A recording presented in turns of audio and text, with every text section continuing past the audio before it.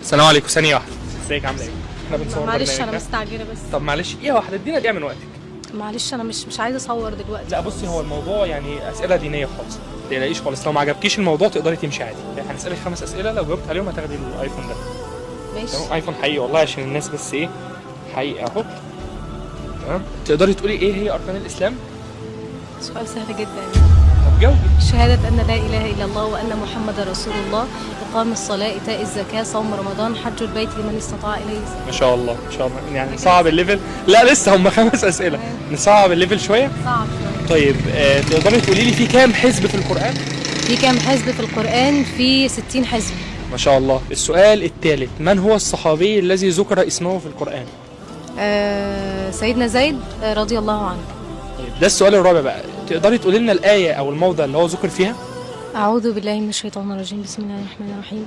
فلما قضى زيد منها وطرا زوجناكها لكي لا يكون على المؤمنين حرج في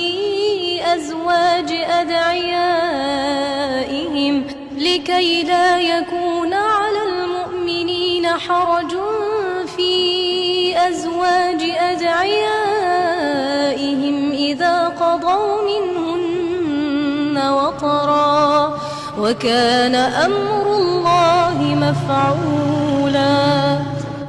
أنا مصدوم ما شاء الله. جاوبت 3. لا 4. كده جاوبت 4؟ أنا كده الآيفون بتاعي خلاص. هو أنت كده جاوبت 3 4. جاوبت 4. طيب أنا هستغنى عن السؤال الخامس خالص، سمعينا حاجة كمان وهجيب لك 5 زيه. 5؟ هات التليفون. لا خد التليفون مقدم قبل ما اسمع. هقول لك حاجة مشهورة الناس ماشي. كلها بتحبها. ماشي. المسكفاح. ماشي يلا بينا نسمع. المسكفاح لما ذكر